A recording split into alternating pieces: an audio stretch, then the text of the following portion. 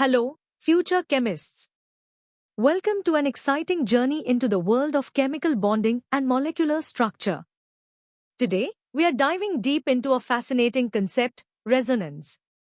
This topic explains why some molecules behave in unexpected ways, and it's absolutely crucial for your G-main preparation. We'll start with the basics, build up to intermediate ideas, explore advanced theories, and finally tackle competitive level insights. Let's get started. Ready to unravel the mystery of molecules that seem to have more than one identity? Let's begin our easy exploration of resonance. What exactly is resonance? Imagine trying to describe a unique animal, like a mule, by saying it's either a horse or a donkey. It's neither, it's a blend, a hybrid of both. Similarly, resonance is a concept we use when a single Lewis structure isn't enough to capture a molecule's true nature. It helps us describe how electrons are delocalized, meaning they're not stuck between just two atoms, but spread out. The real structure, the mule in our analogy, is called the resonance hybrid. So, why do we even need this idea? Well, sometimes, what we draw with simple Lewis structures doesn't match what we observe in real experiments. Take the carbonate ion, Co superscript 2. Lewis structures would suggest 1C is equal to O double bond and to CO single bonds, meaning different lengths. But experiments show all three CO bonds are identical. Resonance explains this. The double bond character and negative charges are actually shared among all three oxygen atoms. We use a double-headed arrow to show that these different pictures are just ways to represent the true, single hybrid structure. Now, let's test your understanding with some quick questions. Pause, think, and choose the best answer. These will help solidify the foundational concepts of resonance we just covered. Good luck! Alright, let's build on our foundation and dive a bit deeper into the mechanics and rules of resonance. This is where things get really interesting. The heart of resonance is electron delocalization. Think of it, instead of electrons being fixed between two atoms, they're like a cloud spread over multiple atoms. This happens when you have a conjugated system, basically, alternating single and multiple bonds, or a lone pair next to a multiple bond. This delocalization is key to understanding why the resonance hybrid is always more stable than any single contributing structure. It's like spreading out a heavy load. It makes the whole system more stable. It's vital to differentiate between resonance structures and the resonance hybrid. Remember, the resonance structures are just our mental tools, hypothetical pictures. The molecule doesn't flip between them. The resonance hybrid is the real unchanging structure, a permanent blend. The extra stability gained by this delocalization is what we call resonance energy, a crucial concept that quantifies how much more stable the hybrid is compared to its most stable imagined form. Drawing resonance structures correctly follows specific rules. Atoms don't move, only pi electrons and lone pairs shift. The total number of electrons and the overall charge must stay the same. And crucially, we always aim for structures that obey the octet rule for second-period elements. Not all structures contribute equally. The ones with more covalent bonds, less charge separation, and negative charges on more electronegative atoms are more stable and contribute more to the overall hybrid. Time to practice. These questions will challenge your understanding of electron delocalization, the rules for drawing resonance structures, and the factors that determine their stability.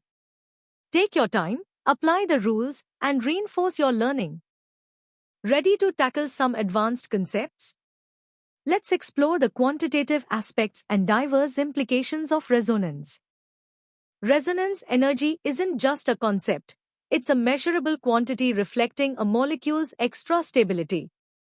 The greater this energy, the more stable the molecule. We can even classify groups as having A+R effect, donating electrons into a system, like OR, making it more reactive. Or AR effect, withdrawing electrons, like NO, making it less reactive. These effects dictate how molecules respond in chemical reactions, particularly in aromatic systems. Resonance is intimately linked to aromaticity, a special kind of stability defined by Huckel's rule.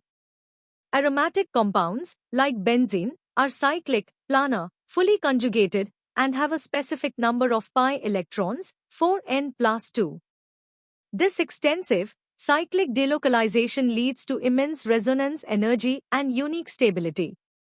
In contrast, anti-aromatic compounds with 4n pi electrons are highly unstable, while non-aromatic ones simply lack the full criteria. While powerful, resonance theory has its limits. Remember, resonance structures are hypothetical. The molecule doesn't oscillate between them. It's a static hybrid. Also, it doesn't directly predict 3D geometry. It's also important to distinguish resonance from the inductive effect. Resonance involves pi electron delocalization, often strong and long range. Inductive effect involves sigma bond polarization, weaker and distance dependent. Both are permanent effects, but resonance usually dominates when present. Now, let's test your advanced understanding. These questions delve into resonance energy, the different types of resonance effects, and the connection between resonance and aromaticity. Think critically and apply what you've learned. Are you ready for the ultimate challenge? Let's explore the quantum mechanical underpinnings and cutting-edge applications of resonance. This is where competitive insights truly shine. At its heart, resonance is a quantum mechanical phenomenon. While valence bond theory uses hypothetical resonance structures, molecular orbital theory offers a more accurate picture. It describes electrons as delocalized in molecular orbitals that span across multiple atoms, naturally explaining observed bond lengths and stability without needing to combine imaginary forms. This quantum perspective provides a deeper, more fundamental understanding of electron behavior in conjugated systems. Beyond traditional resonance, we encounter hyperconjugation, sometimes called no-bond resonance. This involves the delocalization of sigma electrons, typically from CH or C to C bonds, into adjacent empty p orbitals or pi systems. It's a weaker but significant stabilizing effect, crucial for explaining the stability of carbocations and alkenes. Understanding the interplay between resonance and hyperconjugation is key to mastering organic reaction mechanisms. Resonance profoundly impacts acid-base chemistry. Acids are stronger if their conjugate base is resonance stabilized, like carboxylic acids or phenols. Conversely, bases are weaker if their lone pair, essential for basicity, is tied up in resonance, as seen in aniline. This principle allows us to predict and explain the relative strengths of a vast array of organic acids and bases, a vital skill for reaction prediction. Resonance is the backbone of many organic reaction mechanisms. It helps predict regoselectivity in reactions like electrophilic aromatic substitution, directing incoming groups to specific positions. It also explains the remarkable stability of various reaction intermediates, such as allylic and benzylic carbocations, thereby influencing reaction pathways and rates. From complex pericyclic reactions to understanding the color of dyes, resonance is a universal concept that unlocks countless chemical mysteries. This fundamental understanding is what separates top performers. All right, it's time for the ultimate test of your resonance knowledge. These first 5 questions cover quantum aspects, hyperconjugation, and acid-base applications. Apply all your insights to conquer these challenges. And now, for the final set of 5 questions. These will push your limits on reaction mechanisms, non-classical resonance, and advanced applications. Master these, and you're well on your way to acing your G-main chemistry. You've successfully navigated the intricate world of resonance, from its basic definition to its quantum mechanical depths. This topic is a cornerstone of organic chemistry and crucial for GME. To continue your learning journey and explore more such in-depth content, visit synapse.omaps.in.